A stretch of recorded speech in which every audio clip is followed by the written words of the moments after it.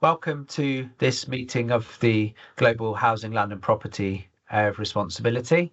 My name's Jim Robinson. I'm one of the co-coordinators of the HLP AoR, along with my colleague Eleonora Serpi with UN Habitat, and I'm with NRC.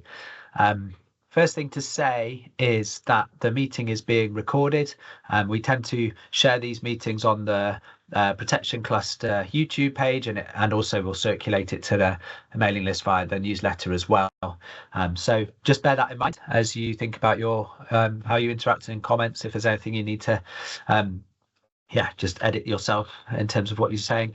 But yes, so that will be then shared widely. So it's a good chance for people who aren't able to join us live, as it were. Thank you for being here. I know there's lots of things going on and all sorts of different initiatives, and it's also a very busy time for the Humanitarian Programme Cycle as well. So appreciate you being here. I just wanted to first invite Trezor just to give us a welcome and highlight the way we're going to deal with sort of translation interpretation for the meeting. Trezor, over to you.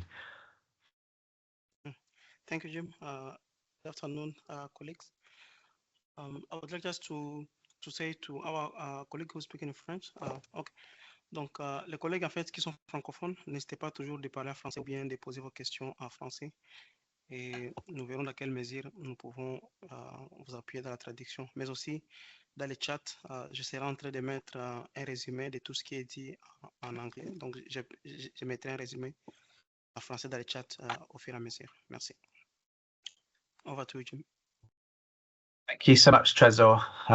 So for those that don't speak French, that's just to say our French-speaking colleagues are welcome to ask questions, comment, reflect in French, and Trezor will be providing a written translation in the chat, both either to French or to English if it's our colleagues in French speaking. So just to set that up. So yeah, do let me know. I'll share the agenda in a moment. We do have a space for any other business at the end, so let me know if you want to bring anything up. I've got a couple of events I want to highlight at the end, but you may have other things you want to share. And throughout the call, please do use the chat to make comments, share resources, and of course there'll be plenty of time for you to raise your hand and speak into the conversation as well.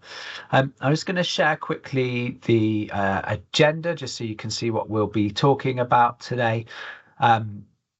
Thank you to those of you who've agreed to present. So we're going to hear in a moment from our colleague Ben with UN Habitat in Afghanistan, who's going to talk about housing, land and property and like gender and climate resilience response to some of the HLP issues, working with displacement affected communities.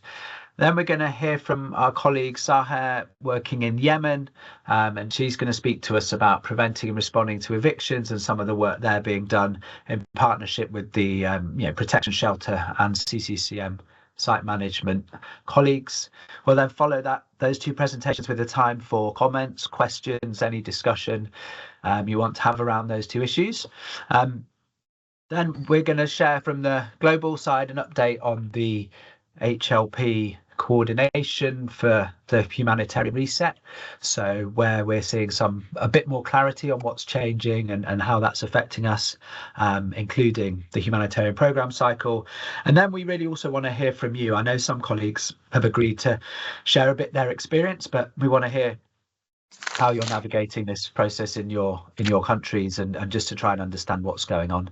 And then at the end there's some space for AOBs, so again do let me know via the chat if you want to add anything else to that agenda. So I think I'll stop there in terms of sharing, and just firstly, any comments or any questions just at this point?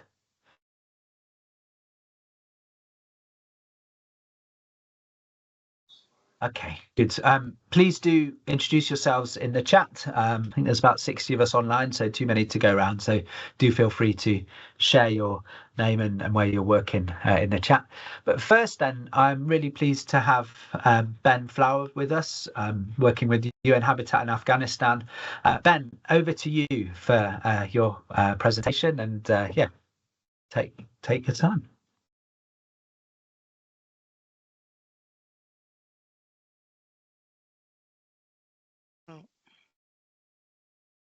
Sorry, Ben, you are muted. Oh, sorry about that. Yeah, I'll just hello everyone, and thanks very much for having me today. I'll just share my screen.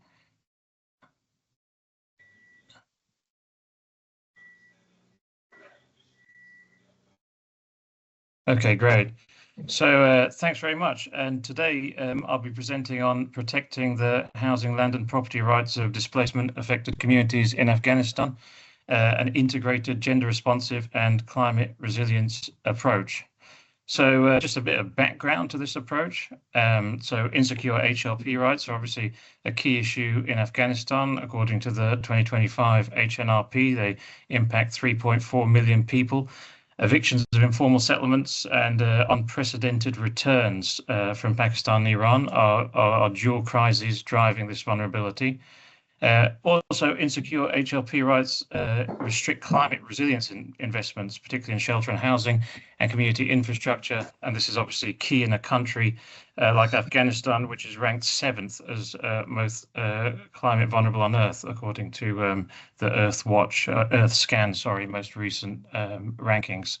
So women suffer the most in Afghanistan. I think it's a gender protection crisis that's well known, and this, increases their climate vulnerability, and also this intersects with insecure HLP rights. So in response, since 2023, UN Habitat, in partnership with other HLP stakeholders, including UNHCR, NRC, IOM, and others, have implemented these integrated responses that are gender inclusive and climate resilience, and have been using these approaches as a mechanism to strengthen HLP rights. So this presentation will briefly provide a background of HLP risks in Afghanistan. It'll detail our gender responsive and climate resilient HLP approach. And I'll provide a case study of an intervention in eastern Afghanistan as well, to a case study of the approach. This was going to be presented by my colleague Zara Sufizada, but as some of you may be aware, there are restrictions on women attending the UN offices in Afghanistan at the moment, and she has limited internet connectivity, so you may have to suffer me for that section of the presentation as well. So just a brief overview first of the HLP risks in Afghanistan. One of the key risks at the moment is associated with areas of return. So there's an unprecedented returns crisis occurring in Afghanistan, at the moment. That 1.5 million have returned from Pakistan and Iran since 2023. These are forced returns, and also IDP returns, returning to their place of origin, is also an emerging issue.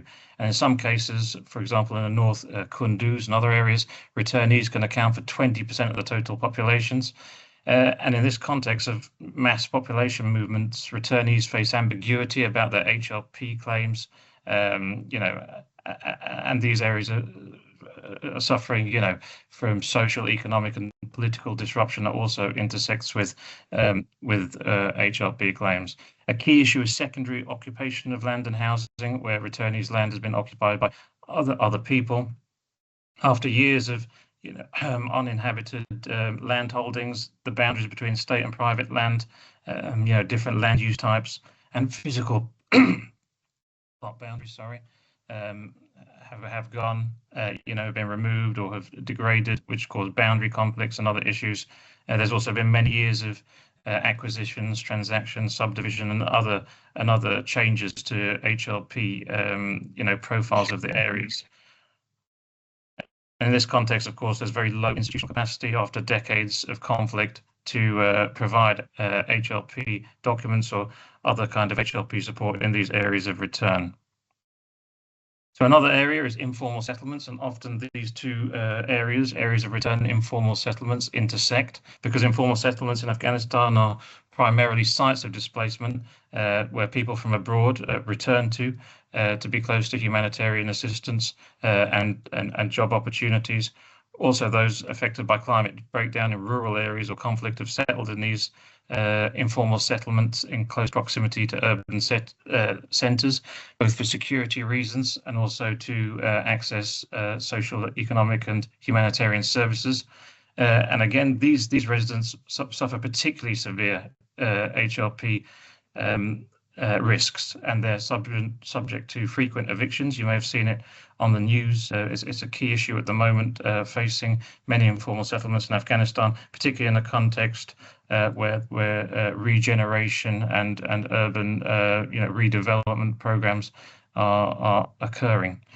Again, women are most at risk, and you can see our publication on this there, which details why. They have less secure HLP rights, and they're more established on social networks and informal settlements. So the impacts of eviction hit women hardest. So insecure HLP rights also result in very low investments in informal settlements, particularly in shelter and housing and community infrastructure, which render residents very vulnerable to natural hazards, particularly issues like landslides, flooding, and other issues. And this is also related to informal settlements being on frequently hazard-prone land, peripheral areas. So cross-cutting themes, as I mentioned, gender is a particular theme in the Afghanistan context. UN Habitat research from a program some years ago found that only 5% of land documents included, the name of a woman on them, and that was a survey of over 1 million land parcels. So you can see asset inequality is a key issue there. And also climate breakdown, as I just mentioned, is another issue with insecure HLP rights, limiting climate resilient investments, and then increasing vulnerability. So the HLP response in Afghanistan has basically fallen into two broad pillars with UN Habitat's approach. The first is looking at legal kind of reform and the approaches, and the second is de facto approaches, non-legal. So the de jure, or the legal interventions, they refer to the authorities providing legal HLP documents such as land titles, title deeds, and they aim to increase investment in shelter and community infrastructure by securing property rights, to incentivize private investment, access to loans, etc. But this is difficult to implement in Afghanistan and in informal settlements and in displacement contexts because there's very low government capacity at the moment, and also UN Habitat and other UN agencies and NGOs aren't directly working with the de facto authorities due to geopolitical constraints. So it's difficult to support, provide the technical support to authorities to provide HLP documents in this regard. So a more approach that we're actioning more at the moment in the current context is de facto tenure interventions. So these are non-legal measures to consolidate HLP rights. That includes settlement mapping, planning, and recognition of customary tenure. Actioning investments to consolidate the settlements through settlement upgrading and housing investments. And these are useful in these displacement contexts because they don't require very strong formal institutions, and they also involve, hard investments, for example, in housing or community infrastructure, which improve the living conditions and strengthen things like climate resilience in resource-scarce settings. Here you can see basically our overall approach, where the legal HLP approach and the de facto HLP approach are very closely linked.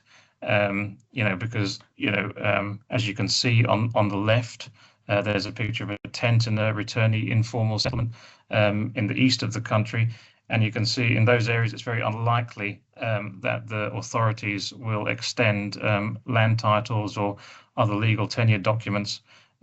Because of the condition of the settlement and because of the very insecure HLP rights. So one thing that we've been doing is increasing the de facto HLP rights, for example, through settlement planning, settlement upgrading, as you can see, moving across that graph from A, B, C, D to E, and eventually through an approach that integrates both de facto and de jure approaches in the future can lead to a process of regularization. So in this context, in the post-2021 context, we've been focusing on de facto tenure security, and our key activities involve mapping the community land rights and plot boundaries and developing participatory settlement plans, which are endorsed by authorities to provide legitimacy of the land regimes and the land use patterns of the settlement. And we focused on integrating HLP projects with both soft and hard components, those that include mapping, planning, and also investments that consolidate the settlement, through community infrastructure investments and shelter investments. So we work through with the communities and in cooperation with the de facto authority. And the expectation is that although we're not working on the legal tenure security now, in the future, by consolidating these settlements, it will pave the way for legal HLP rights to develop in the future. So in using this approach, since 2023, we've been mainstreaming climate resilience and gender safety and gender sensitive planning into these integrated HLP projects. And the aim is to strengthen de facto HLP rights and reduce climate and gender vulnerability in areas of displacement. And it really has 3 steps. The first is participatory land use mapping, which is conducted to create spatial record of the settlement. As I mentioned before, the different land use types, the rough parcel boundaries, and these are endorsed by community-based organizations and local authorities to basically provide a community-level record of HLP characteristics of the site. And then we use participatory data collection. We use the participatory hazard vulnerability and capacity assessment, a DRR tool, to develop hazard maps and spatial response plans that identify gender and climate vulnerability. And these are endorsed by the community-based organization and local authorities. You can see on the right there.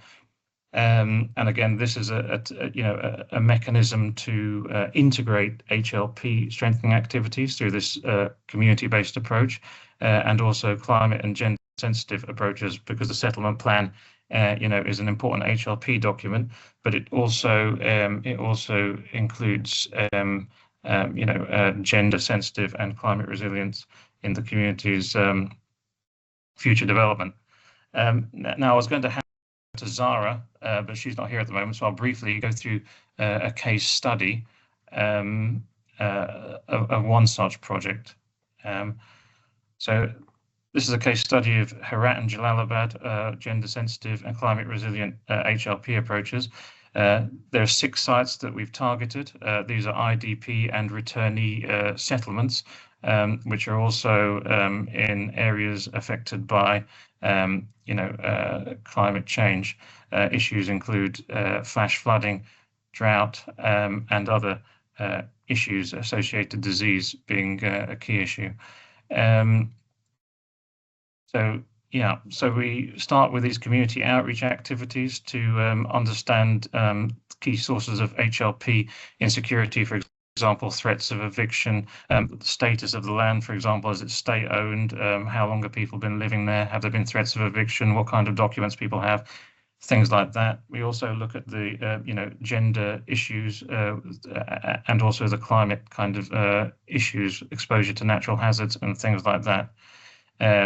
And you can see there's some very, one of the key issues that was found in some of these sites was drought and lack of water, which has, caused great hardship for the community and has got worse with this changing climate. And as you can see from these pictures, women and girls are often, have the role of collecting water in these sites, which means they have to traverse an unsafe physical environment to collect water from these different water points, exposing them to greater risks, particularly in times of drought, where they have to travel for longer distances and are exposed to more gender-based risks. And here's a few more examples of this. So we've done a gender-sensitive participatory assessment to find out how exactly the built environment has contributed to these risks. For example, how do women access water? What routes do they take to get to the water points and things like that? And then we develop a gender sensitive response plan. Say, for example, what improvements could be made to the settlement to enable women to access water more safely during periods of drought. And then you can see here that the women focus groups develop the settlement plan, and these are endorsed by authorities. So here you can see this is a key area where HLP and climate adaptation and gender sensitive planning are integrated. And then, these areas are then upgraded through gender safe community planning. And these investments are then actioned to consolidate the settlement and to reduce the risks of violence to women and to the risks associated with climate change. So I'll just leave it there, and I look forward to any questions, and hope this sharing of the experiences is useful. Thanks. Thanks, Ben. Thank you for that, and really good to hear about that experience, and like the mixture of the overview of the project with the case study is really helpful to understand the work there. Let's pause for a moment for any questions or comments. There was one question about sharing the presentations. I would plan to gather any presentations from today and put them with the meeting minutes and share them to attendees, but well, check with the presenters that's fine, but I'm sure we can do something for that. But yeah, any other questions, comments, response from colleagues? And feel free to raise your hands or put a comment in the chat if you prefer.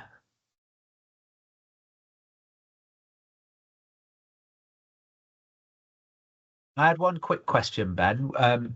What was the sort of timescale of this kind of process? And I might have missed this from at the beginning. Were you working primarily with people who had been displaced, or in like areas that had experienced displacement, so that included both those that were displaced and, host communities or whatever we would call them? Thanks, Jim. So the whole process takes around 12 months from site selection to the spatial analysis, the HLP enumeration, and then the implementation of the construction activities. So that's about a 12-month process, but we've been doing it for around about two or 3 years in different locations across Afghanistan. And in terms of the target population, so we do an area-based approach, so that all members of the community are covered, whether that be returnees, IDP returns, IDPs. So in those informal settlements, for example, in Jalalabad, they're actually sites of displacement because people located there either after being evicted during a conflict, displaced during a conflict, or by the degradation of rural areas, which are no longer you can no longer live there because of drought and other things. But also returnees also return to those areas. So after about 2023, when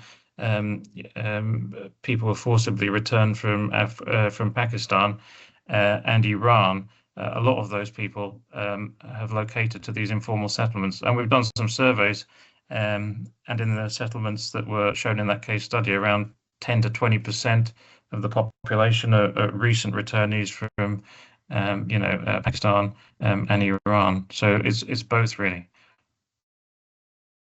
Thanks, Ben. Now I see a question there from Joseph. Do you want to ask that live, Joseph, or shall I do an impression of you?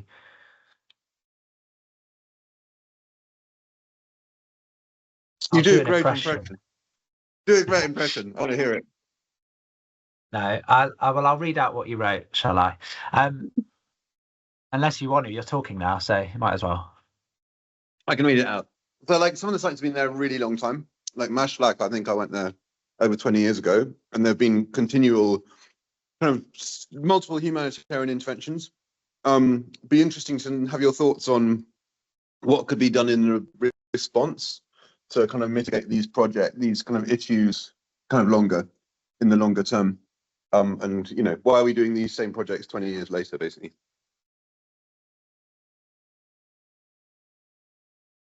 Yeah, so I think the 6 sites, they encompass like different HLP scenarios. For example, some of the ones in Jalalabad, for example, they've been issued with eviction notices and are under very high threat of eviction. So in those areas, yeah, I mean, this kind of intervention, one of the primary reasons for doing it is to, you know, build or strengthen the relationship between the de facto authorities that are issuing the eviction notices and the communities, because they come from a very kind of area of severe tenure insecurity. In places like Maslak, which, as you said, is actually a former land allocation site, the HLP risks are slightly different there because, you know, although it's an informal settlement with, you know, returnees, I guess the threats of eviction aren't as high. So really, I think it's about this, you know, different types of interventions for different cases. And in a place like Maslak, I think it really is about you know, strengthening the relationship with the de facto authority, and have some kind of sustainable planning there that is, you know, implemented so that the community has, you know, access to services, infrastructure, and other things in a sustainable and predictable way. But as I say, I think moving forward, and we can't really talk about this at the moment, it would be about the, you know, extending legal land tenure and HLP documents to those areas. But at the moment, because we don't work with de facto authorities, we can't really do that. But in a long term, that's the aim. Thanks, Ben. Alexandra, over to you. Maybe introduce yourself as well. I should have said that before, but yeah, please. Yes, hello, thank you for the presentation. This is Alex from the Global HLP Cluster and currently in Afghanistan. I have a question regarding the potential risk for some houses. Have you identified any houses that were built on an unsafe area, maybe too close to a river, or and that would require maybe additional displacement, demolition and reconstruction somewhere else? Over to you. Yeah, so, well, in the Herat areas, for example, a lot of the houses have been very badly damaged by the earthquake, and repair hasn't occurred. So, I mean, that's another dimension of the, yeah, in those areas, that's another dimension of the insecure HLP rights, because respondents have said, you know, that they don't have secure documentation and other things, which perhaps in relation to, when taken with other contextual factors such as limited income and other things, also limits investment in housing repair. And houses have been like that for a long time. In other areas, for example, we've mapped areas that have been exposed to flash floods. For example, in the participatory hazard vulnerability capacity assessments, one of the things that is done is participatory hazard mapping with the communities. And then in those maps, you can see areas where houses have been damaged by floods repeatedly, or within a floodplain. So in those cases, we have the data and the maps that might be useful for planning certainly future shelter interventions. And we've done I think in the slides, there's a link to a report we did with the shelter cluster in Afghanistan, about how we can integrate these two approaches, the community HLP approach, which has this hazard mapping, with a shelter approach, so that we can identify shelters that are at higher risk of this damage due to exposure to natural hazards, and plan remedial investments accordingly. Great. Thanks so much, Ben. Thank you. Really appreciate that. Oh, sorry, Alex.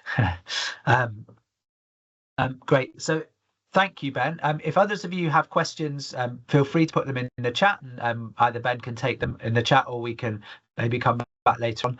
And maybe others of you have resources or examples from where you've been working around sort of climate resilient approaches and things. I know there was a report from NRC and the HLP AoR a few years ago, which I'll just put in the chat, making the links between HLP and the impacts of climate change. So that might be something that's also of interest there. But yeah, thanks so much, Ben. I really appreciate that, and we'll share the resources after the meeting as well. Now we're going to turn to Saha from Yemen, who is going to talk to us about the work the HLP working group is involved with there on preventing evictions. So monitoring, responding, early action, and working with shelter and CCCM. So Saha, please introduce yourself, and you've got 15 minutes. Over to you. Thank you very much, Jim. So hello, everyone. Good afternoon, morning, or evening, according to where you are. My name is Sahara Najjar, a class specialist from NRC Yemen. And as part of my role, I co-lead the HLP working group alongside with my colleague Samir from the UN Habitat and with the UNHCR. And I will be today with you in eviction prevention short session.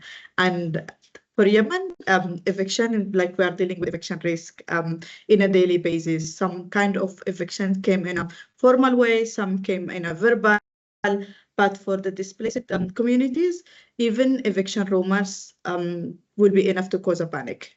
So over the past year, we were working closely, and we have seen and monitor that early monitoring, coordination, and having the right tools in place can easily turn on this fair to an opportunity, and this is what I will try to take you through. If you allow me, I will just share the presentation. I will close my cam to ensure that internet works perfectly. Just give me a second to share my screen.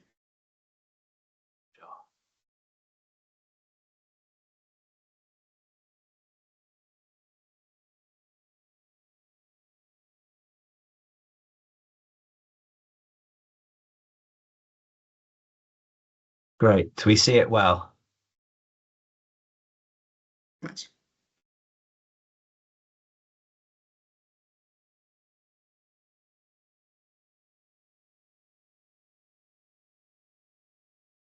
You're muted just now, Sahara, just in case you're speaking. Yes, thank you very much. So as you may know, that Yemen has one of the world's most complex land and displacement contexts. Like overlapping of authorities, collapsed cadastre system, informal tenure, and massive internal displacement has made eviction prevention not just a protection issue, but it's a test for coordination, where HLP working group that is co-led by NRC and UNHCR and UN Habitat become a national platform where a CCM, shelter, protection actors, and even governmental counterpart work together to translate the HLP principle into a field result.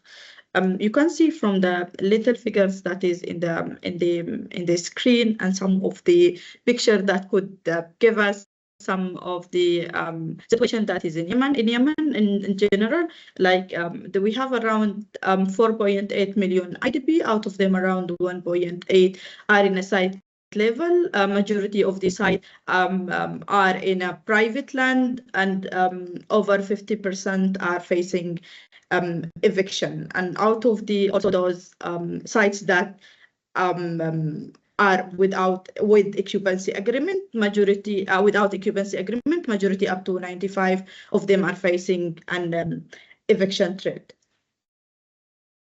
So let me just move. So as I mentioned, Yemen as a HLP working group, this HLP working group, for those who doesn't know about Yemen, Yemen is divided to south and north. As a HLP working group, we are operating both in south and north. We have around 31 partners working closely with all those partners in order to enhance our HLP intervention, and we were able to make I can say a great jump up to now. So previously, where eviction being to rise across Yemen, each case was unfortunately handled differently. Partners were responding in their own way. Some they provide the legal assistance, some counseling, some they provide us negotiation support, but they were not lacking structure.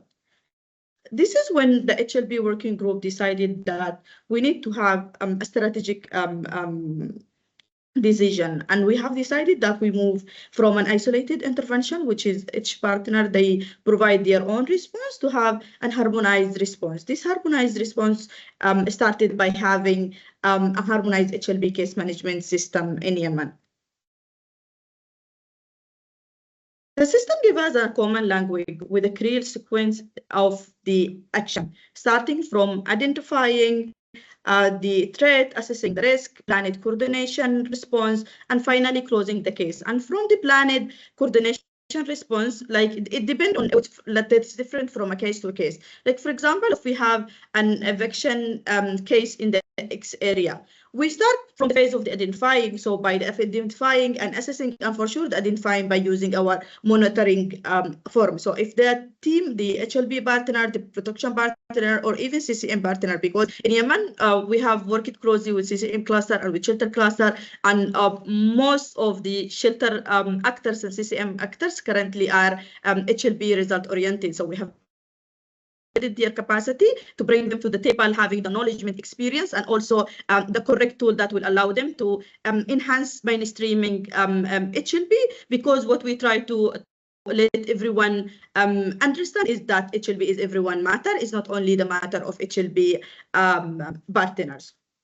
So as I mentioned, in the planning phase, it depends on the case. So for example, of this eviction, through the assessment, we found that relocation is the only option, and we always put on consideration that relocation should be the last option, because at the beginning, in the assessing phase, we could understand if there is a possibility to initiate a coordination negotiation with the landlord and authority with having a different objective in our bucket. The first, which is stopping the eviction. The second is delaying the eviction. The third is at least having a sufficient notice period. So through this sufficient notice period, you could find and identify an alternative. However, in scenarios with relocation is the only option, because due to different reason, either that the occupancy agreement was expired, or the landlord there is no occupancy agreement and the landlord want to reclaim his land for investment or whatever, and relocation is the only option,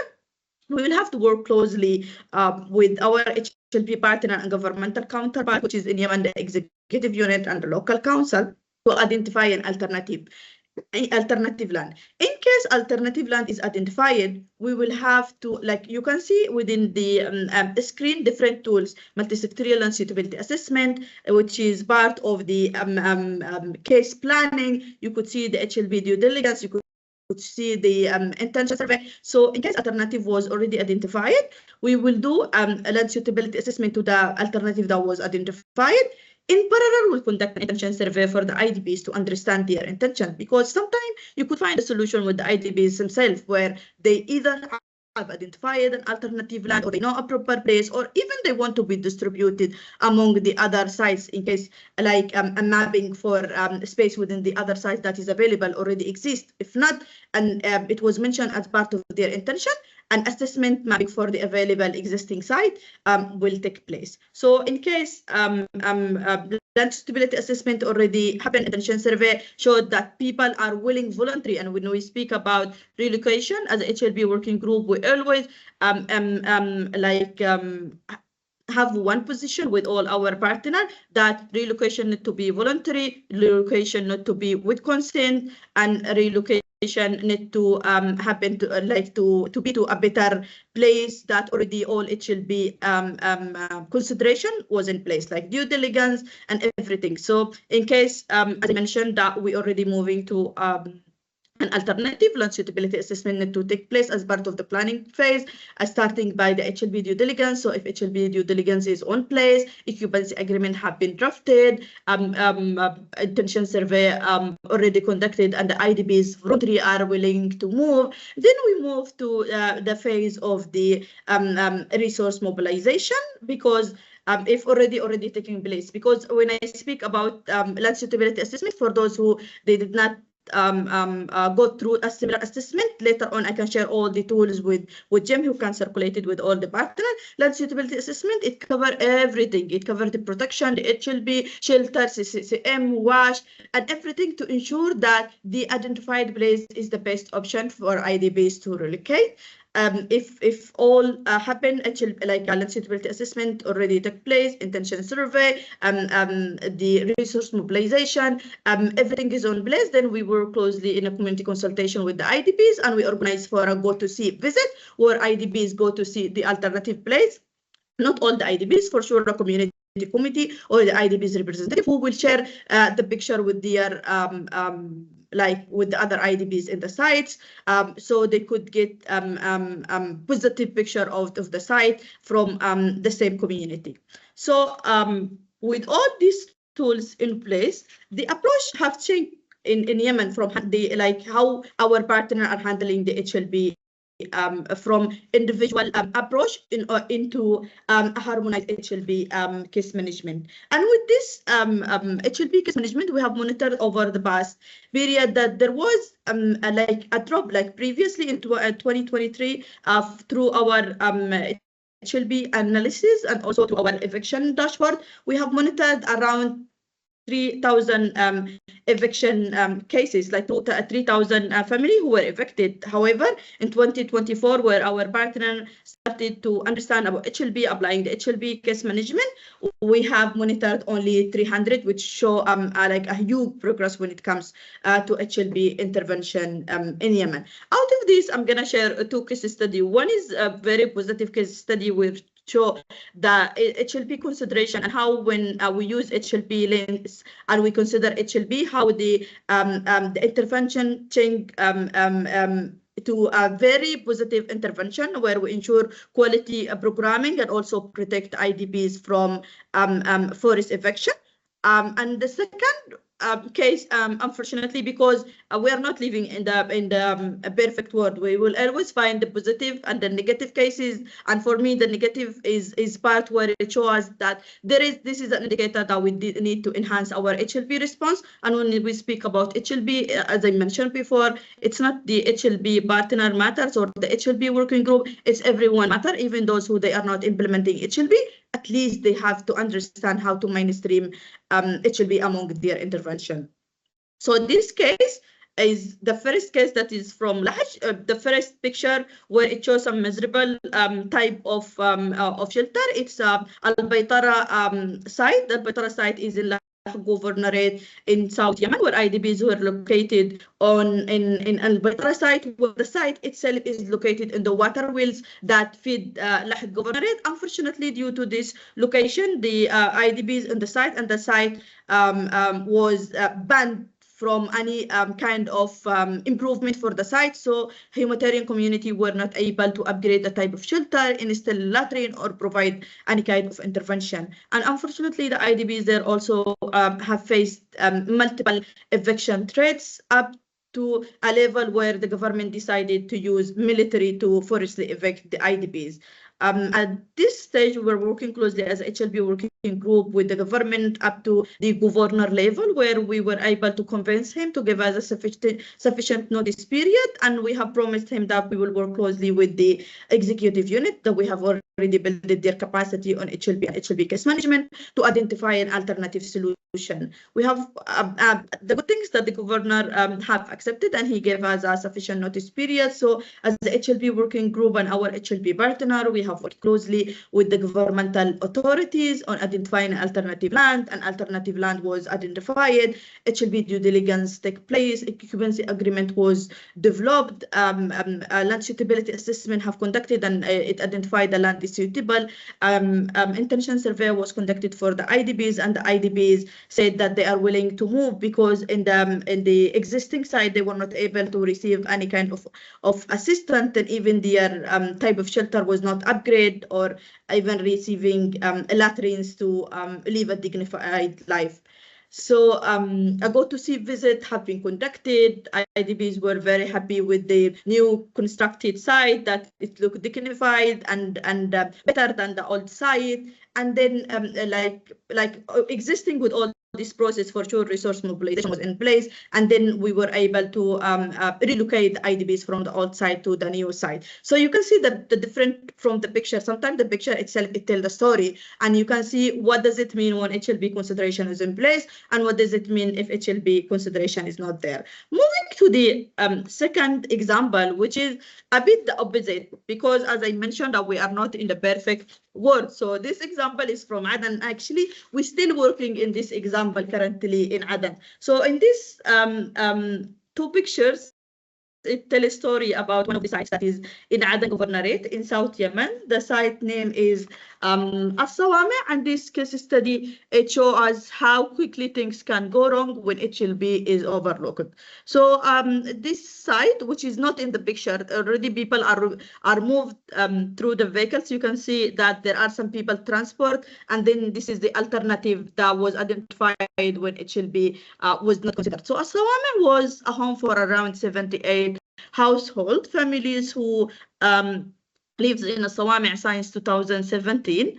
But when the new local authorities have changed, some of the management within the authorities, unfortunately, in the past 3 months, and those who was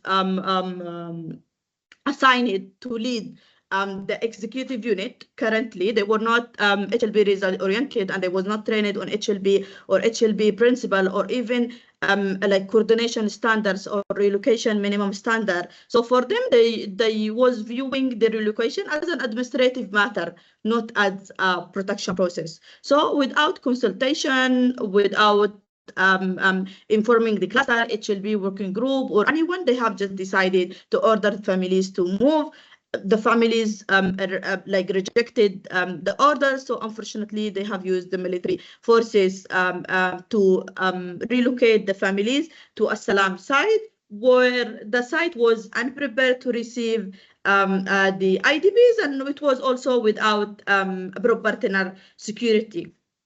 So we can see here that there is a lesson learned that this failure, it's not only on a one actor. It was a system gap where HLP was treated as a sector, not as a shared responsibility. So during these days, as HLP working group with the protection cluster, we are leading an advocacy in Yemen to say that HLP is everyone matter. If government counterparts, shelter, CCCM, protection partner are not oriented in HLP consideration from the start, eviction prevention fail. So if we speak about eviction prevention, no matter how strong we are, no matter how good tools we have, if we are not putting HLP consideration from the beginning.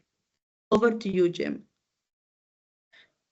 So much, Sahar. Thank you. That was really interesting, seeing the different cases and like the different ways, the different impact of different approaches, and something that stood out, just the importance of the relationships with different kind of clusters and actors, but also with the authorities, and trying to deal with the eviction threat is a long-term process of building those relationships and being able to then respond. And it reminded me of some of the work we've seen happen in other places as well. For example, in Somalia, where I know the connections with the authorities has been really helpful in terms of trying to find those alternatives as well. It'd be really great if you could share the tools like you mentioned. I think people would be really interested in those. and we can put them with the meeting package afterwards as well, if you like. And also that point you made at the end about HLP needing to be not just seen as a sort of niche area, but actually something that's a shared responsibility. I thought that was yeah, really important point, and something I'm sure most of us would agree with on the call. But yeah, does anyone have any questions or comments for Sahar on the work from Yemen, or maybe your similar experiences?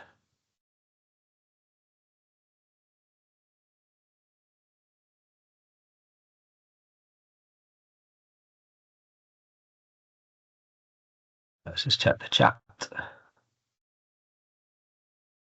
There's some discussion on it. I'll ask a question.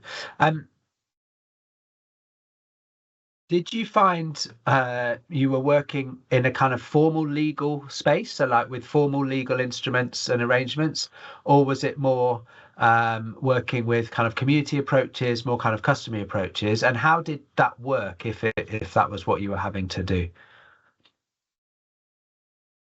Actually, Jim, because in Yemen we are working with a different context, so we worked with both.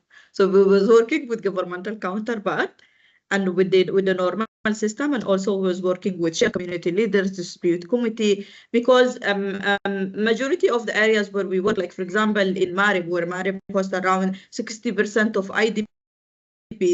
In Marib, it's a tribal system where you work directly with the community leaders, with the sheikh, and so on. So working with them, trying to establish community dispute committee, building their capacity, bringing them to the table, to empower the community. In the same time, you have those who are result oriented, who can support when it comes to HLP matters. Yeah. Any other questions, comments? Feel free to put them in the chat if you do as well. Just wait a moment. Maybe during this time, I can just share that in Yemen, I don't know if it's the situation with all, because I always participate in the meeting and I hear about the unique coordination that the team are doing. But in Yemen, actually, we do really have a unique relation and coordination with all clusters. Like, for example, lately we have received a very unique feedback from the protection cluster, where they would really sharing for me, it was one of the very good touchable feedback about the HLP working group, where they have shared an email with NRC recognizing the HLP working group contribution to the humanitarian coordination in Yemen.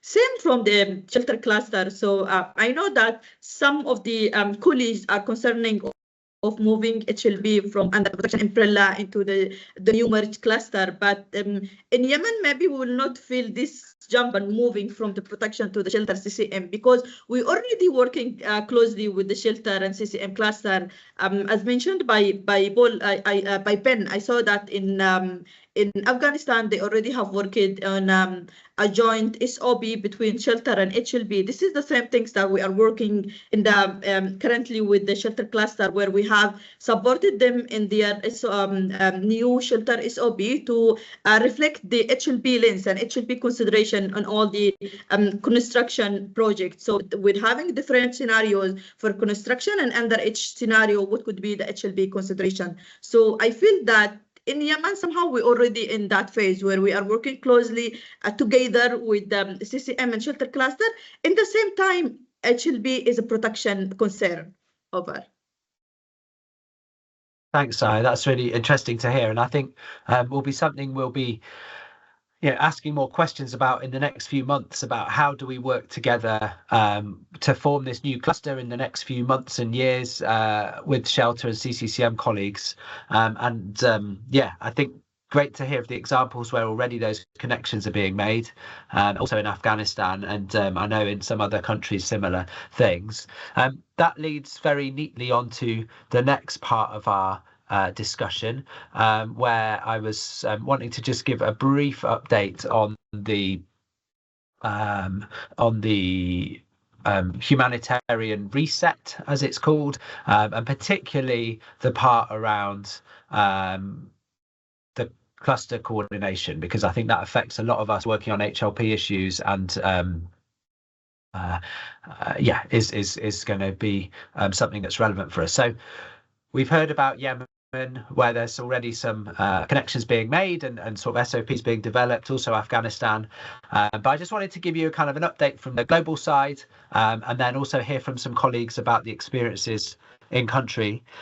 So as you know, the overall setting of moving towards an integrated cluster where we see the protection cluster loses the AORs, and they have kind of become one protection cluster. So GBV, child protection, mine action, all becomes part of what the protection cluster does in a more consolidated way. It was decided that HLP would move with Shelter and CCCM to create a new cluster. So that was kind of agreed in sort of May, June time, and the ISC principles, so the highest up within the humanitarian system as led by the UN, decided that and kind of communicated that to us. They didn't give us lots of clues about how exactly that process would work, but that was the direction they've set. Then it was a little bit quiet over the July, August time. The coordinators of the current clusters worked hard together to kind of start developing a joint scope, and also some thinking around the structure of the new cluster, also some thinking around the name, as you've heard from the various communications we've had. I'll talk about that shortly. But in September, we had these messages from the Interagency Standing Committee, so cluster simplification, interim messages to country operations. And I just thought I'd share them because they're the sort of the official line in terms of what's happening at global level, which allows us to sort of understand where we are fitting in that and see the direction that's being called for by the leadership in various agencies. So as expected, the global structures will change. So we'll have this reduction to 8 clusters. There'll be the joint CCCM Shelter HLP cluster. As they noted, the name and the scope is still being determined. And I mentioned about the protection cluster already. So for the new cluster, we're calling it Cluster X as a way to kind of work with it. But there's ongoing discussions around who will lead that, how it will work exactly, what's going to happen. Importantly, at country level. So some of the messages coming out are clarifying a few things. So there's some work to suggest and emphasize that the humanitarian coordinators are going to be able to ensure the coordination structures are fit for the context, that they're relevant for what's going on in that country. They can determine the configuration of clusters at country level. There's also a note, though, that's we hadn't seen in previous conversations and previous communications, which just encourages the humanitarian coordination teams and the humanitarian coordinators to get ready, prepare to align with the new global structures that are coming. So there's that freedom at country level to create what is needed, but also an encouragement to align that with what's happening at the global level. So for HLP, that means working with Shelter and CCCM in the new cluster, but also with strong links with the protection cluster, because we're not going to lose that connection. There's also an emphasis on cluster coordination being carried out by local and national actors, including women-led organisations. So this will become a default practice. So we imagine that as, there's an international actor, whether it's UN, NGO, Red Cross, whoever, and then they're working with a national counterpart to lead and coordinate the cluster there. So obviously there's going to be an important role for NGOs in coordinating and supporting as well. And obviously within the HLP space, there's a number of NGOs that play a prominent role in that. Crucially for the Humanitarian Programme Cycle, there are kind of different things going on with the clusters that are being integrated. So the protection cluster are going to have one altogether chapter in the HNRP. They're going to have one PIN severity and target for the entire cluster, and then they'll also include those for the AORs in the narrative. And we agreed, because the new cluster isn't existing yet, Shelter are still doing their own thing, CCCM are still doing their own thing. So we agreed that for this round of the Humanitarian Programme Cycle, HLP will still work with the protection cluster. And then going into next year, we'll look at how we integrate into the new cluster and work well together there. And that will require a lot of work with all of you who are coordinating and others that are working in this area to make sure we can do that properly. And this is just clarifying that point about Shelter, CCCM and HLP. And so they'll be separate for this round of the Humanitarian Programme Cycle, unless there's an integrated shelter CCCM cluster already, and then we'll move together into next year. So there's some open questions around this, and this is, I suppose, where it's kind of more interesting in some ways. But the timeline was, again, we're still waiting for the firm clarity on this, but it's expected that the ISC principals meeting at the end of October will confirm and sign off on the leadership of this cluster, and there's ongoing conversations about who that might be in the background. I've mentioned sort of something around how things might work on an operational level, at country level, but we're imagining a structure at global level that is kind of one team that is supporting all these different aspects of the cluster. So it will be the shelter CCCM HLP, but it will also be thinking about how do we work together in those things and have a more integrated approach. I'm going to share shortly in the chat a link to a folder that has in it a draft of the scoping document for the cluster, so you can see how our thinking as coordinators has been developing. It'd be great to get any comments you have on that. Cluster lead agencies, like I mentioned, that's still an ongoing discussion. Hopefully in the next few weeks we'll hear more about that. Various agencies have put themselves forward to lead, and we're trying to work through and understand what the process is for their selection. And there's also, of course, the all-important question of what this cluster will be called. Again, various suggestions have come forward that, you know, we were sort of keen from the survey amongst yourselves that we've done to make sure the word land is in there somewhere. There's been various suggestions around home, housing, land, communities, settlements, all of those things all together. Also another name, places, where people were putting together different words to form the acronym. So that's another question that's ongoing. So let me just see if there's anything. Oh, sorry, Yeah, so what's our response as the HLP AoR? Well, as you know, a lot of you were involved in the process to create these sort of safeguarding messages for HLP, where we were saying these are the key things we want to make sure are included in the new cluster to do with HLP, particularly around HLP and protection, those kind of issues that we work on, all of us, around evictions, around sort of thinking about documentation, restitution, women's access to HLP, all of these kind of things. So a lot of you were involved, so thank you for that in creating a sort of a short advocacy brief. And we have that available in English and French, and I'll drop the link for that in the chat in a moment, along with a link to the drive and to those interim messages as well. I think, yeah, I'll stop sharing there and ask if there are any questions or comments that people have. And I'm also interested to hear if there are experiences from countries that you might want to share, because I know this is kind of playing out differently in each country, in each operational context. But yeah, so at global level, we're moving towards this joint cluster, which, yeah, I think has some questions, and we want to make sure it works really well, but it's also got some exciting opportunities within it as well. So yeah, over to you, colleagues, for any response, question, comment. And then in a moment, I think Trezor was also going to update us briefly on the implications for the information management side. But yeah, over to you, colleagues.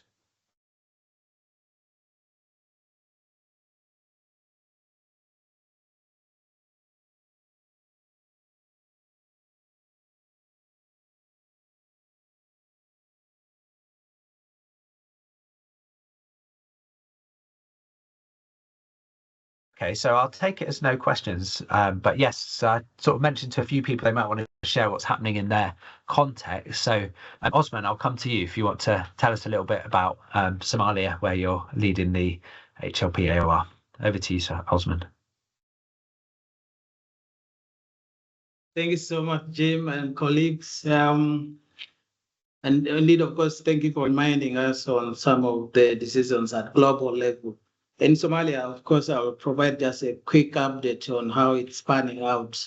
So far, there is not much really major changes yet. The HC and his members have not yet utilized the prerogative to decide at country level on how the structure or maybe which clusters will actually remain and not remain. So maybe this is because discussions are ongoing, the background on how maybe the agencies or the lead agencies would want it to look like at country level.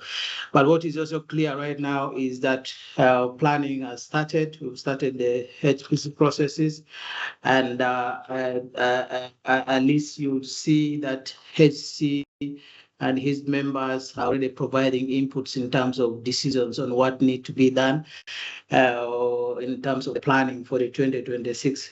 From the protection cluster perspective, yes, we're going with the status quo, meaning we're planning for the 2026 as all protection cluster and all the area of responsibilities will produce, of course, one PNS guided globally, and also have an opportunity for the area of responsibility to provide separate inputs contributing to the joint document itself.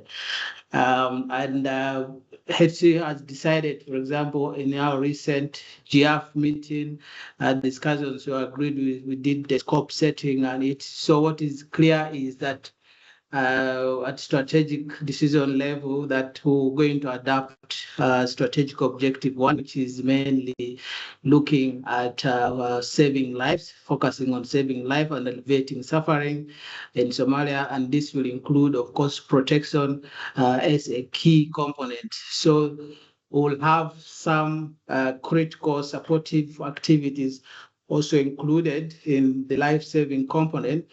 But of course, yes, have protection integrated in the same strategic objective 1. When it comes to the scope setting, we also agreed at country level in Somalia that we look at the 4 SOCs. We all know that in Somalia, there are a number of SOCs, and they include conflicts, drought, flood, and diseases. So these are the major 4 SOCs to be considered this year, and the timeline is limited to the SOCs happening in the, for example, with conflict, we considered only the past 1 year. This is, of course, in an effort to see that, we implement some of the recent decision to try to bring down the planning. So conflict will consider only 1 year, with the exception of maybe climate change, which has been given a period of 18 years back, meaning including parts of 2024. In terms of the boundary settings, we are looking at, of course, considering 80% of the intersectoral severity, 4 to 5, and in less than 30 intersectoral severity trees will be considered also in this planning. So a lot of discussion also around looking at the decisions from the interagency standing committee or the guidelines to make sure at least the community is put at the center of the planning.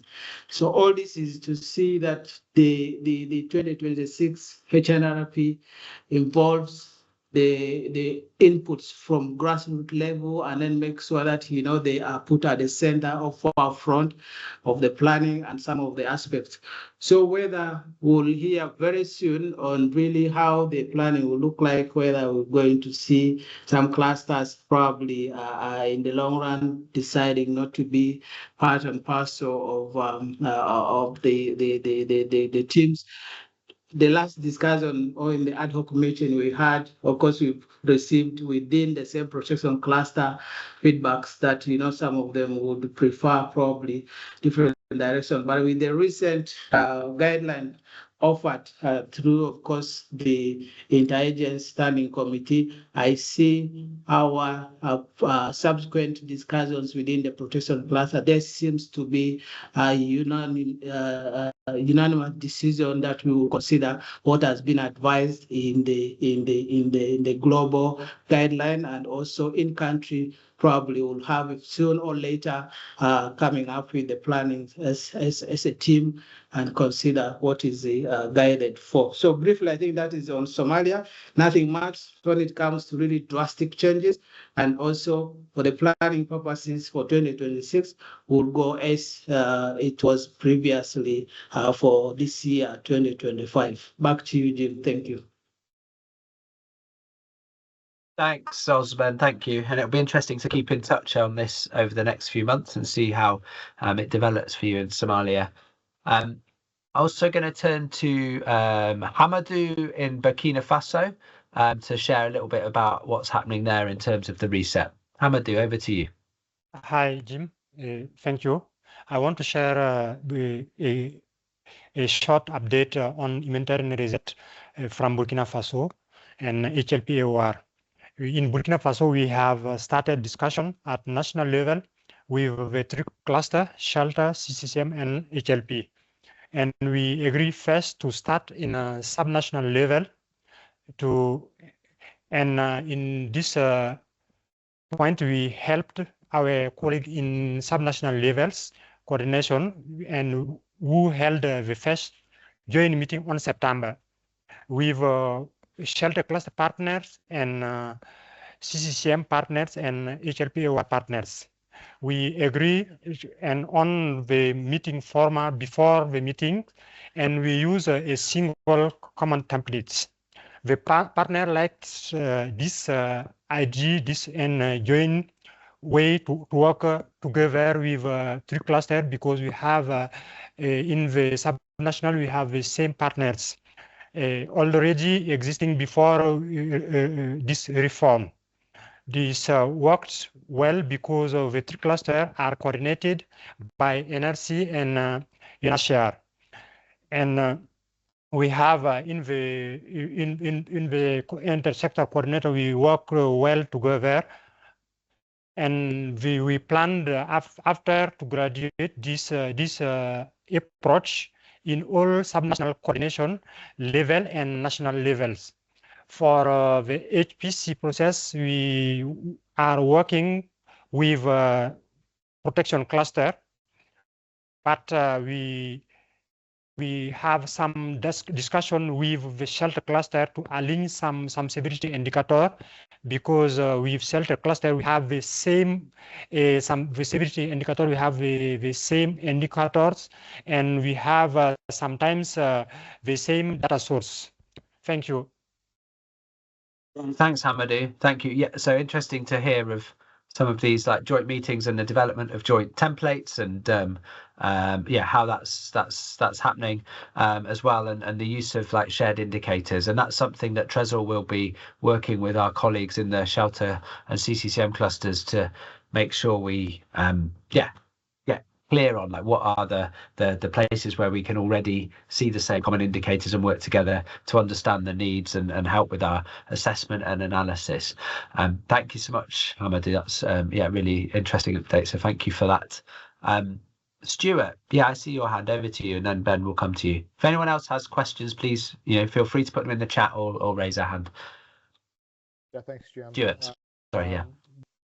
Yeah, so I reached out to Jim, I think last week with these questions. So I'm glad we're talking about this here because it's helpful for me because I'm in Ukraine. We've set a meeting with. Well, we've reached out to the shelter cluster coordinator and the protection cluster coordinator to just talk about how the transition can go. And so we'll be meeting with them, but we didn't really have much, just in terms of sort of experience of others. So that was helpful to hear from colleagues related to their experiences as well. One thing that kind of, I realize like there has been no timelines that have been established for this. It was there was this meeting, and I can't recall the name of the woman that runs the meeting.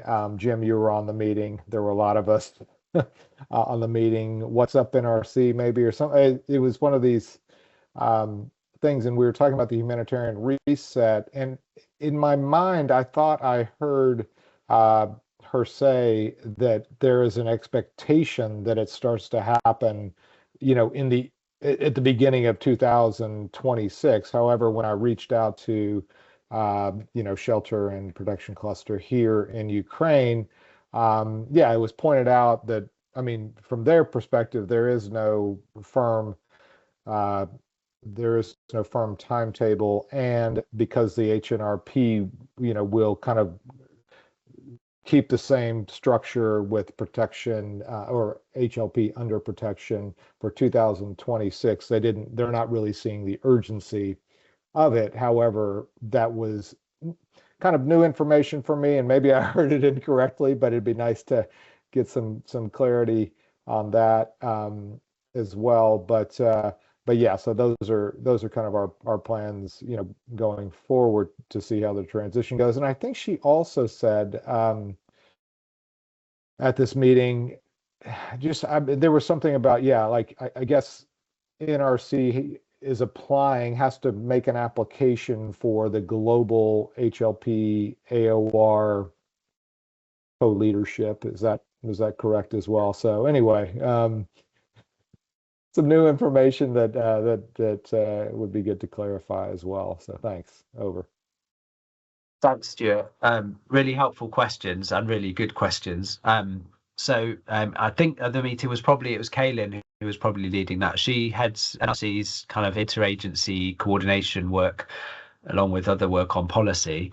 And so she's been like holding some conversations within NRC, not only with HLP colleagues, but also with some of our colleagues who are co-coordinating protection cluster and also shelter cluster and maybe education as well, I believe as well. So a few different backgrounds and approaches. So timeline, well, I mean, and this is where it gets a little bit confusing because we're working at an assumed timeline at global level that there's this kind of slight urgency coming to us from the ISC principals, from Tom Fletcher's office and colleagues to try and get this going more quickly. The cluster simplification was sort of described by them as a kind of quick win in the wider humanitarian reset process, and it doesn't necessarily feel like a quick win when you're in it trying to work it out, but that's how it's been seen. So so they're starting to push a little bit, I think, for this to move forward, but of course there are lots of things to try and work out and sort out, especially when you're talking about changing kind of leadership, potentially new structures. How's it going to work? So I think a fair assumption is that going into 2026, we would try and see a global structure forming to support the shelter, CCCM, HLP parts of the humanitarian response. It's going to take time to develop clear terms of reference, to create and understand what's happening. We have started a process around looking at what a website, for example, would need, but that's partly because our shelter cluster colleagues were already engaged in that and thought we should do it together, which makes sense. So there's a kind of global level process, which I think will try and bring together the support, look to work together and see where that comes. At country level, as I was sort of saying with my presentation, the humanitarian coordinators are being encouraged to create the structure they need and to do what's right for the context. So I think a lot of people are waiting to see what happens at global level, and then we'll kind of follow that up at country level. And a lot of these examples we're hearing just now, and I know for others as well, are our colleagues kind of taking the initiative to think, okay, well, this is the direction we're heading. Let's see where we can start building those connections. What could we do together?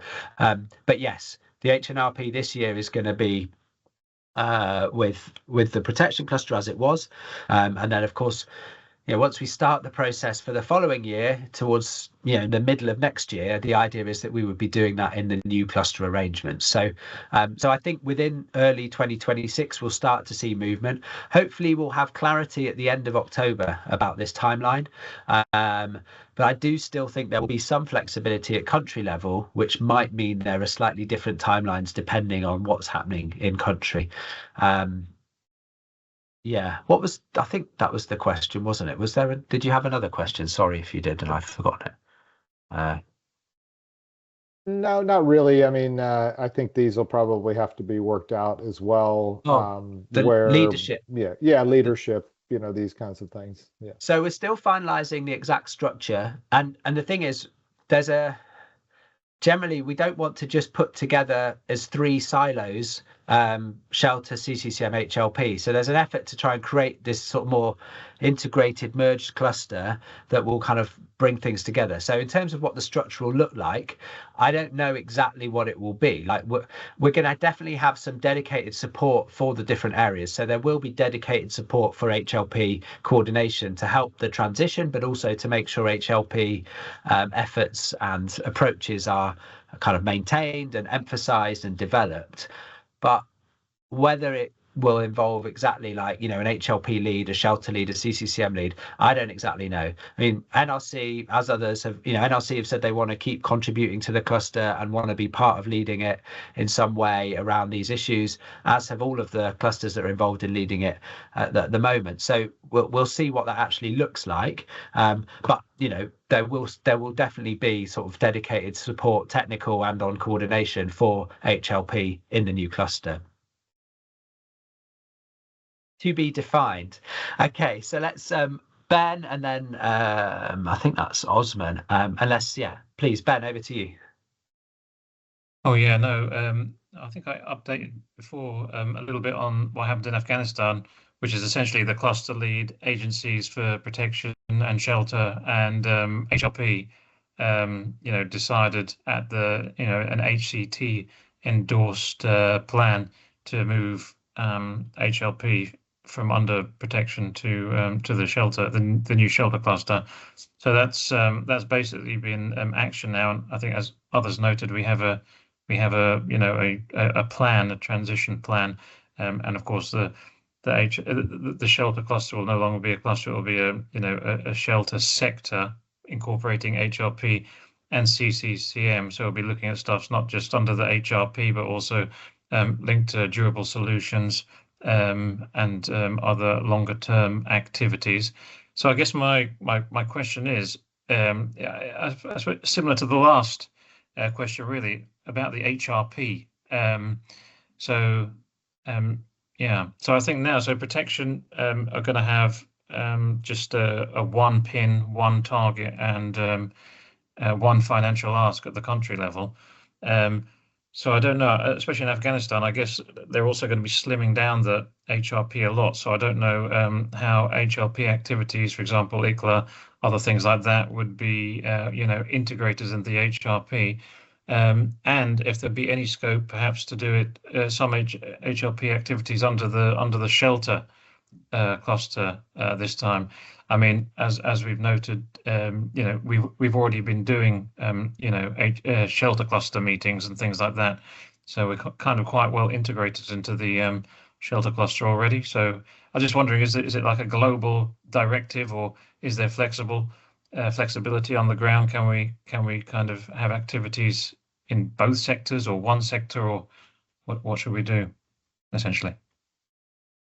Yeah, great question.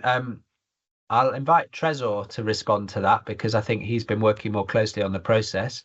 I think just a brief answer, I'd say there isn't necessarily a global directive, because there's still this emphasis on countries figuring out what they need. But there is this idea that, you know, stick with the protection cluster this time. But I mean, within the narrative, there's supposed to be also space to set out the specific PIN severity and target for each of the AORs. But yeah, I don't know exactly like what the details of how that would be. In terms of working with shelter, I mean, I think quite often we see HLP activities being included, you know, within shelter colleagues sort of proposals as well. So yeah, but I don't know, Trezor, maybe do you have something to add on the specifics there to Ben's question? Yes. So this year, it will not only be one PIN, one severity, one funding need. It will also be one response. And we have been working with the global protection cluster at the global level to put in place what is called the common response framework. So the idea was to propose each AOR propose their own activity, and this activity align with the protection cluster activities. So in that file, you should see some HLP activities and the indicators. And OCHA were supposed to send the latest version to all the operations. And the idea was to facilitate all the clusters and AoR during the planning phase, where they can just pick one or three activity from the list and and adapt it to their context. Actually, what we have done, I had the aggregation of, I think it was more than 700 indicators that were being used across several operations, and the indicators that you will see in the list maybe familiar to you. Yeah, I don't know if it answers your questions. Oh yeah, no, thanks very much. Yeah, I'll have a look. Yeah, I'll just I'll coordinate with the protection cluster coordinator and the shelter cluster coordinator and see what about that list. And then thanks very much. Yeah. Yeah, and but we can, I can share the list even after this meeting, before maybe you get it from OCHA in case they haven't sent it. Oh, thanks. we can definitely help if you want to like have a follow-up with Trezor as well. We can definitely arrange that, and that goes for any of the colleagues working in country operations. If you want to discuss any of the kind of implications for the HLP and what's happening, then please do let us and Trezor know, and we can definitely arrange that. I'll just put our contacts in the chat. Osman, you've had your hand up. I'll just come to you quickly. Yeah, just a quick comment on there's this document issued, I think, jointly sent on the 3rd.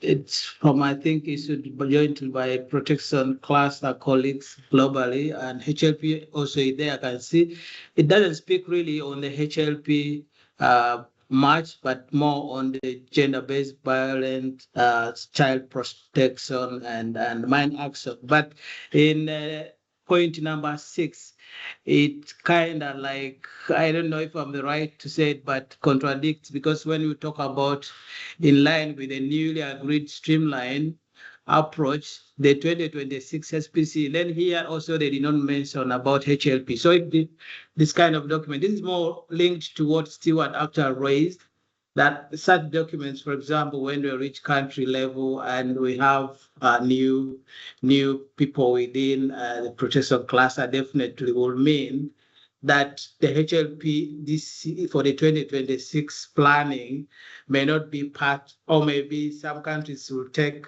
If you can read that section, number 6, Jim, you'll see HLP is not mentioned there.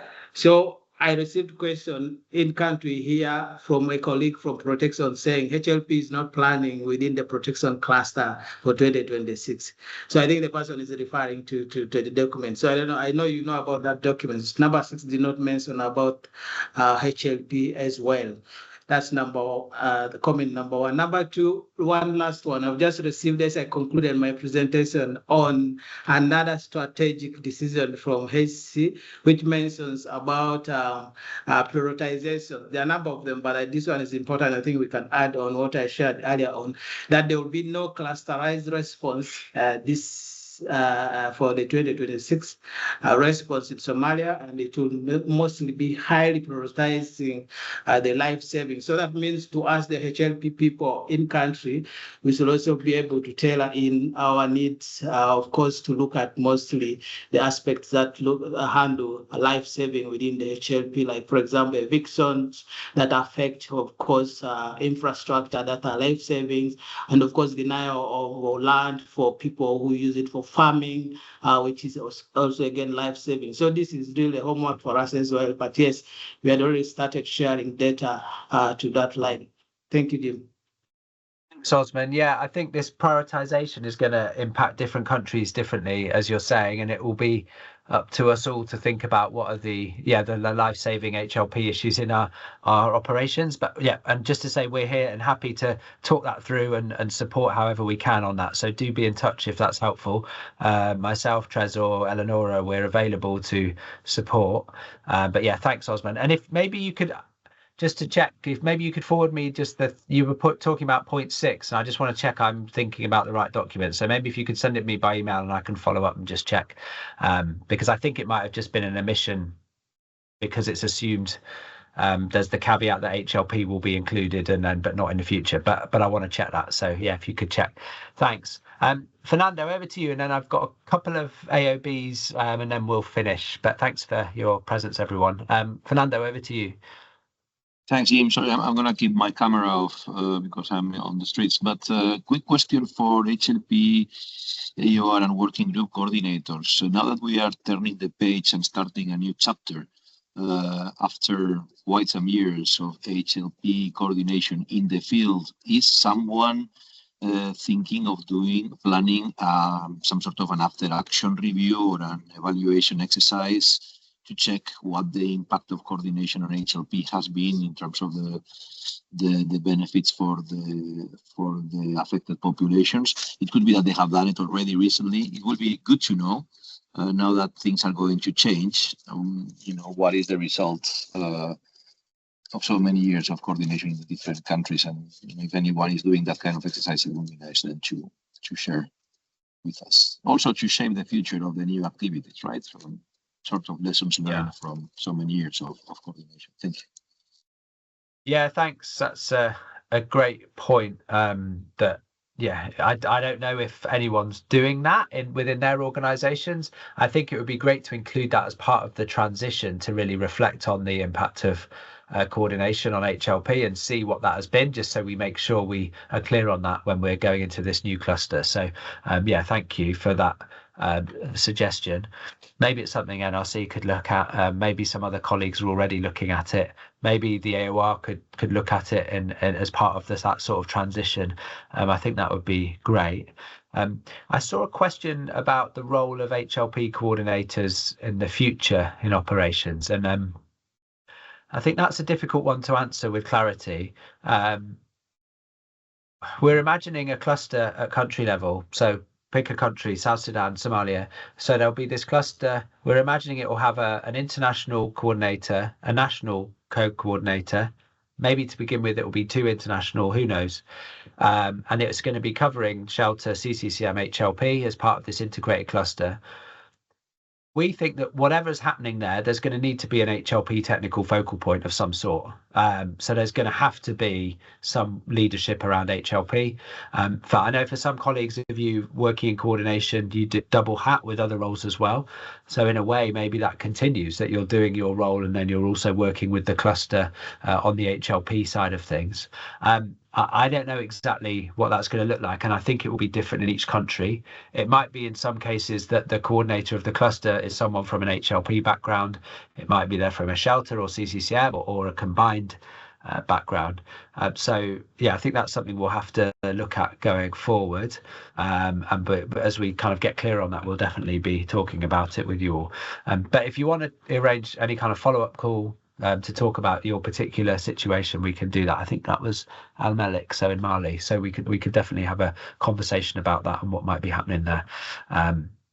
But yeah, it's a good question. And we're also imagining that there's going to be space for, HLP kind of working groups or technical working groups on specific issues as well within this new structure. So because we're going to need space to be able to talk about what's happening, the innovation, the ideas that's going on around HLP. So as we get more clarity on that, and I'm really sorry there isn't more clarity, and I really sort of want to acknowledge that it's quite a confusing time about what's going to happen.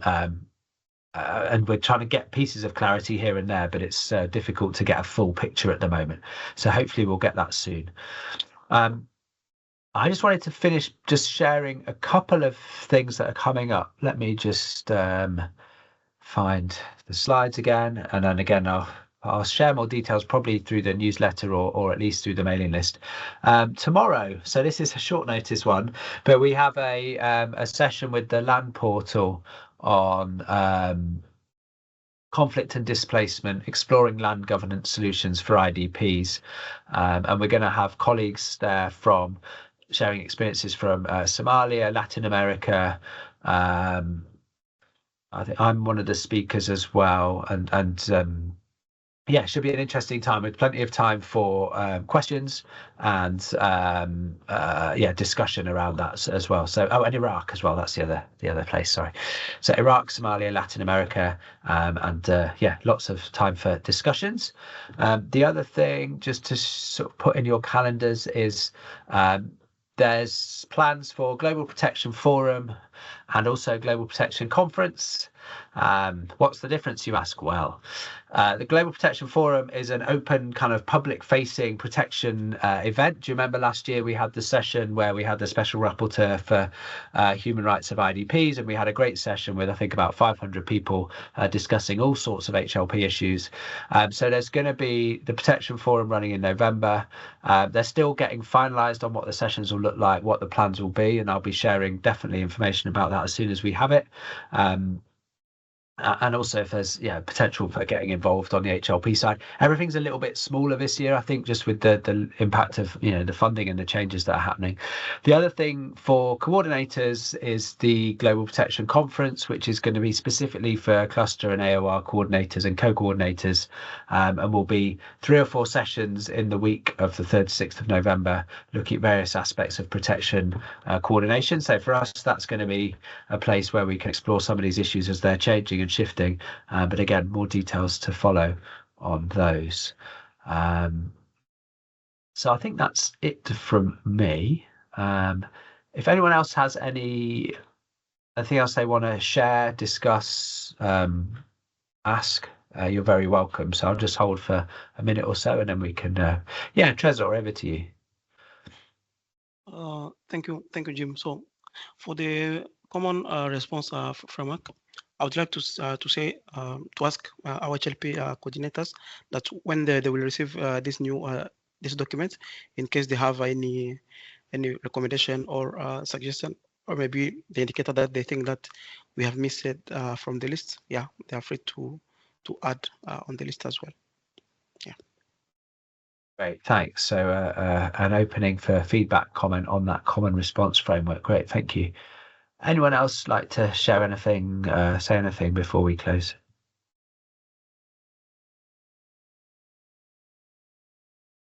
Okay. I don't see anything else, so we will finish there. Eleonora, you can say the final words. Thank you, Jim. And thank you all of you for your time, for being with us today. And we remain available to have calls to any of you who might have questions on the way forward about the coordination, especially at country level.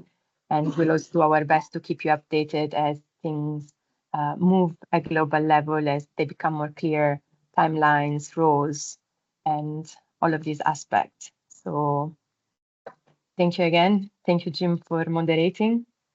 And we'll be in touch. Goodbye, colleagues. If you can wave Bye-bye. with your cameras on, always nice to see you, but no pressure. Bye-bye. Thanks for being here.